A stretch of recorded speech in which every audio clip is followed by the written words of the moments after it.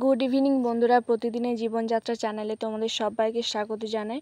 বন্ধুরা, আজকে আমি চলে এসেছি বুদ্ধ পার্কে। আমার ব্লগের শুরুতে কিন্তু আমি বুদ্ধ পার্কের ভিডিও দিয়েছিলাম, কিন্তু সেইভাবে আমি দিতে পারিনি, কেননা বাইরে থেকে গেট লাগানো ছিল, তার সঙ্গে পুরোটাই জঙ্গলে ভর্তি ছিল, তো সেই জন্য আমি দিতে পারিনি। আর এখন পার্কটা পুরো পরিষ্কার করে দিয়েছে, তার কারণ সামনে যেহেতু মনসা পুজো হচ্ছে, বাচ্চারা এখানে খেলতে আসবে, সেই জন্যই পার্কটা খুব ভালো করেই পরিষ্কার করে দিয়েছে কদিন ধরে।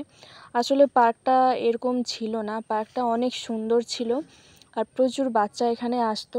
আমফান ঝড়ের সময় আমাদের এখানে প্রচণ্ড বন্যা হয়েছিল, আর বন্যাতে এগুলো সবই ডুবে গেছিলো। বন্যাতে আমাদের তমলুকের বলতে গেলে প্রায় অর্ধেক তমলুক একবারে ডুবে গেছিলো। আমাদের বাড়ি তো ডুবে গেছিলোই, যেহেতু নদী পাড়ে বাড়ি, তো সেই সূত্রে পার্কটার অবস্থাও কিন্তু খুব বাজে হয়ে গেছিলো, যার কারণে এমন, নয়তো আগে অনেক সুন্দর ছিল। আর এখানে বাচ্চাদের বিনোদনের জন্য বিভিন্ন রকমের জিনিস আছে, আর এগুলোর সাথে আমরা কম বেশি প্রত্যেকেই পরিচিত।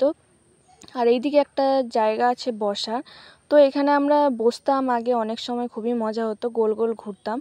আর ওই সাইডে কিন্তু হচ্ছে যে একটা মাঠ আছে, যেই মাঠে আমি এর আগে একবার ভিডিও দিয়েছিলাম যে গরুদেরকে আটকে রাখা হয়েছিল এই সামনেই মাঠটা আগে খোলা ছিল, মানে এই যে গেট দেওয়া আছে, গেটটা আগে ছিল না, কিন্তু এখন করে দিয়েছে। আর কিছু বাচ্চা ওরা মেলা দেখতে এসেছিলো, তো তার সঙ্গে ওরা পার্কেও এসছে।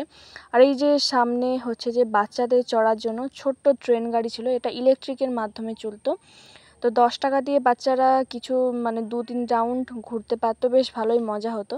কিন্তু ওই বন্যার কারণে সমস্ত কিছু নষ্ট হয়ে গেছে। আর এদিকে বসার তো সিট আছেই, তার সঙ্গে দোলনা আছে, আর আরও অনেক ফলের গাছ আছে, আর তার সঙ্গে কিছু কিছু গাছ লাগিয়েছে আলাদা আলাদা করে, তোমরা দেখতেই পাচ্ছ। আর এই যে বসার জায়গা, পার্কে যখনই আসতাম এই জায়গাগুলোতেই বেসিক্যালি বসতাম। আর দোলনা খালি থাকলে দোলনাতেও বসতাম, কেননা অনেকেই আসতো, তো দোলনা অনেক সময় খালি থাকতো না, আর যখন থাকতো তখনই বসতাম।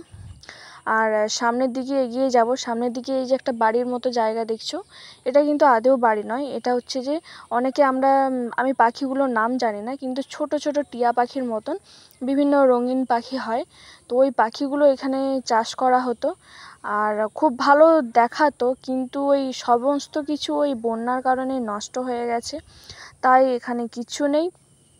আর এখানে আর একটা দোলনা আছে, সঙ্গে সবেদা গাছ, আর এখানে বিভিন্ন রকমের কিন্তু ফলের গাছ আছে। এখানে যেমন সবেদা গাছ, ওই সামনে এগিয়ে গেলে কিন্তু আম গাছ, আর আম গাছটা কিন্তু কলম করা গাছ। যখনই আমরা পার্কে আসতাম আম হয়ে থাকতো গরমের সময়, তারপর সবেদাও হয়ে থাকতো, কিন্তু কখনো তুলতাম না। আর এর আরও অনেকটা জায়গা জুড়েই পার্কটা আছে। আর সামনে যেই বাড়িটা দেখছো, এটা কিন্তু জিম সেন্টার, যারা জিম শিখতে আসে তাদের জন্য ওটা। আর এই যে পুকুরটা দেখছো, এর মাঝখানে যে একটা লোহার যে গোল রাউন্ড আছে, এখানে কিন্তু এই বুদ্ধদেবের মূর্তি থাকতো। যেহেতু এই পার্কটার নাম বুদ্ধ পার্ক, তো এটাই হচ্ছে বুদ্ধদেবের মূর্তি। এই মূর্তিটা ওখানে থাকতো, কিন্তু সরিয়ে নিয়েছে, সম্ভবত একটু ভালো করে কালার করেছে, যার জন্য চকচক করছে। আর এরপরে আমি সামনের দিকে আরও এগিয়ে যাব। আর এই যে সামনে পেয়ারা গাছ, যেহেতু বলেছিলাম যে অনেক ফুলের গাছ আছে, আর সামনের দিকে এগিয়ে যাব। এখানে কিন্তু শুধু এই জিনিসগুলোতেই সীমাবদ্ধ নেই, বড় বা বাচ্চা যাই হোক না কেন, চড়ার জন্য বোট আছে, একটা বিশাল বড় পুকুর আছে, সেই পুকুরে অনেকগুলো বোট আছে, সামনে তো একটা দেখতেই পাচ্ছ বোট। আর এই জিনিসটার সঙ্গে আমরা সবাই পরিচিত, মানে একজন উঠলে তো একজন নামবে, এরকম একটা ব্যাপার। এই দেখো বোটটা, সমস্ত কিছু কিন্তু নষ্ট হয়ে গেছে মানে বন্যার কারণে। আর এই যে বর্ষার কারণে রাস্তা এত পিচ্ছিল যে পা চেপে চেপে উঠতে হচ্ছে। আমি ভেবেছিলাম এখানে গেটটা হয়তো খোলা থাকবে, কিন্তু গেটটা খোলা নেই।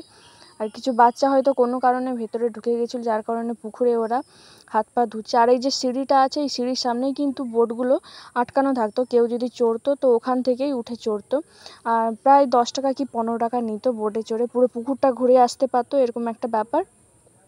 আর পুকুরটা আমি তোমাদেরকে জুম করে দেখিয়েছি, ওই যে নীল রঙের যে পার্ক মানে ওই বোটগুলো আছে ওইগুলো। আর পুকুরটা পুরোপুরি দেখাতে পারিনি, কেননা গেট লাগানো ছিল। আর আবার আমি ঘুরে যাচ্ছি। তো বন্ধুরা, আজকের মতো এখানেই আমি আমার ভ্লগটা শেষ করছি। আমার ভ্লগটা যদি তোমাদের ভালো লেগে থাকে, তাহলে অবশ্যই চ্যানেলটি সাবস্ক্রাইব করে পাশে থেকো।